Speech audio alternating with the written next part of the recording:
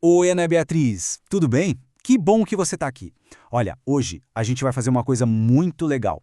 Vamos entrar numa máquina do tempo e viajar lá para trás, para centenas de anos atrás, para um período chamado Idade Média. E se preparem, porque o mundo que a gente vai conhecer, nossa, não tinha celular, não tinha internet, nem videogame. Era tudo muito, mas muito diferente mesmo. Pensa só numa coisa. Hoje em dia, você pode sonhar em ser médica, professora, youtuber, astronauta, o que você quiser, né? Mas e se fosse diferente? Imagina só se no dia que você nasceu, alguém já chegasse e falasse, olha, você vai plantar batatas pelo resto da sua vida. E ponto final. Seria meio maluco, né? Pois é, era exatamente assim que as coisas funcionavam na Idade Média. Sabe como os historiadores chamam isso? Sociedade estamental. É um nome um pouco diferente, né? Mas pensa na palavra estátua. Uma estátua não se mexe, fica lá parada, certo? A ideia era essa. Se você nascia num grupo, você ia ficar ali para sempre, que nem uma estátua. Não dava para mudar, não dava para subir de nível como se fosse num jogo. Seu lugar já estava definido. E olha só o que um bispo daquela época disse. Para ele, e para quase todo mundo, essa divisão era a coisa mais normal do mundo. Eles realmente acreditavam que foi o próprio Deus que organizou a sociedade desse jeito. Sabe, cada grupo com a sua tarefa, tudo super importante para que o mundo funcionasse direitinho. Ninguém achava injusto, não. Para eles, era simplesmente o plano de Deus. Para a gente entender isso bem facinho, vamos imaginar uma pirâmide, ok? Lá no topo, na pontinha, ficava o grupo mais poderoso, o clero, que era o pessoal da igreja. Um pouco mais para baixo, no meio, vinha a nobreza, sabe, os guerreiros. E lá na base, a parte bem larga, que sustentava tudo, ficava a grande maioria das pessoas, os camponeses. Que tal a gente dar uma espiada na vida de cada um deles, hein? Então, vamos começar nossa escalada lá pelo topo da pirâmide. Aqui a gente encontra o clero. A missão deles era vista como a mais importante de todas: rezar por todo mundo, cuidar da fé das pessoas e, claro, garantir que todo mundo fosse para o céu. E como naquela época as pessoas eram muito, mas muito religiosas, esse era um trabalho, nossa, importantíssimo. Mas olha que curioso, nem todo mundo que era da igreja era igual, não. Pensa numa escola. Tinha o alto clero, que eram tipo os diretores, sabe? Os bispos, os cardeais. Eles eram ricos, muito poderosos e geralmente vinham de famílias nobres. E aí tinha o baixo clero, que era mais como o professor da sua sala, o padre da aldeia. Esse vivia de um jeito bem simples e conhecia todo mundo pelo nome. E olha, a igreja era poderosa não só na reza, mas também no dinheiro.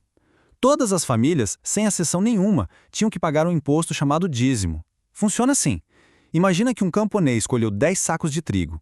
Um daqueles sacos ele tinha que dar para a igreja. Agora imagina isso com todo mundo. Com esse dinheiro, a igreja foi ficando dona de um monte de terras e se tornou a instituição mais rica de toda a Europa. Impressionante, né? Certo, vamos descer um andar na nossa pirâmide. E agora a gente encontra a nobreza. Ah, esses eram os donos dos castelos.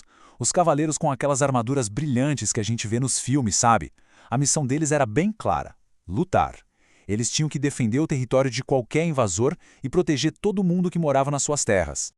Mas não pensa que era só festa no castelo não, viu? Ser nobre dava um trabalhão. Eles eram donos de terras enormes, que eram chamadas de feudos. E o acordo era basicamente o seguinte: o nobre oferecia proteção, com seus soldados e tudo mais, e em troca, os camponeses que viviam ali no feudo tinham que trabalhar para ele e pagar impostos. Era uma troca, sabe? Segurança por trabalho. E um cavaleiro de verdade não era só um cara forte com uma espada, não. Ele tinha que seguir um código de honra, tipo um conjunto de regras de bom comportamento. Tinha que ser super corajoso, totalmente leal ao seu senhor e defender a igreja acima de tudo. E sabe o que é legal? É por causa desse tipo de código que surgiram aquelas lendas incríveis do rei Arthur e dos cavaleiros da Távola Redonda. Bem legal, né? Agora sim, chegamos na base da nossa pirâmide. A parte maior, e olha, a mais importante de todas. Aqui estão os camponeses. Eram eles que acordavam bem cedinho, que plantavam, que colhiam, que criavam os animais. Era o trabalho super duro deles, que produzia toda a comida e a riqueza que sustentava o clero e a nobreza lá em cima. Pensa bem, sem eles, a pirâmide inteira, desmoronava. A grande maioria desses camponeses era chamada de servo. E aqui, atenção, Ana Beatriz, porque isso é super importante, tá? Servo não é a mesma coisa que escravo. Um escravo era considerado uma coisa, podia ser vendido. O servo, não. Mas ele também não era livre. ele meio que pertencia à terra. Então, se o nobre vendesse aquele feudo, os servos iam junto no pacote, iam com o terreno para o novo dono. Essa frase aqui ajuda a gente a entender perfeitamente, não acha? Imagina só ter um emprego, talvez um emprego que você nem goste muito, e saber que você nunca mesmo, vai poder pedir demissão. Nunca. E não era só você não, nem seus filhos, nem seus netos. Essa era a vida de um servo. E a vida era bem puxada, viu? Porque além de trabalhar para sustentar a própria família, o servo tinha que pagar um monte de impostos por nobre. Por exemplo, alguns dias da semana ele tinha que trabalhar de graça nas terras do senhor. O nome disso era corveia. Aí, de tudo que ele plantava no seu próprio pedacinho de terra, uma parte bem grande tinha que entregar para o senhor. Essa era a talha. E se ele precisasse usar o forno para assar um pão, tinha que pagar uma taxa, as banalidades. Ufa, haja trabalho para pagar tanta conta, né? Ah, e só para você saber, existia também um outro tipo de camponês, o vilão. Mas calma, não é o vilão do mal que a gente vê nos desenhos, tá? O nome vem de vila, o lugar onde eles moravam. A grande diferença é que eles eram livres, não estavam presos à terra e podiam até se mudar se quisessem. A vida deles também não era fácil não, mas eles tinham um pouquinho mais de liberdade que os servos.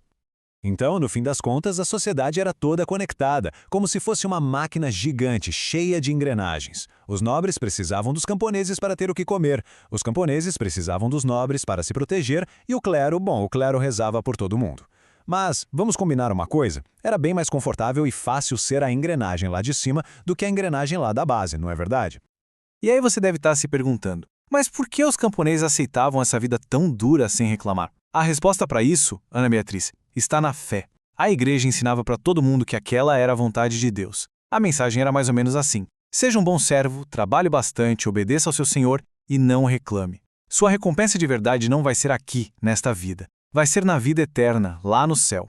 E as pessoas, naquela época, acreditavam muito, muito nisso.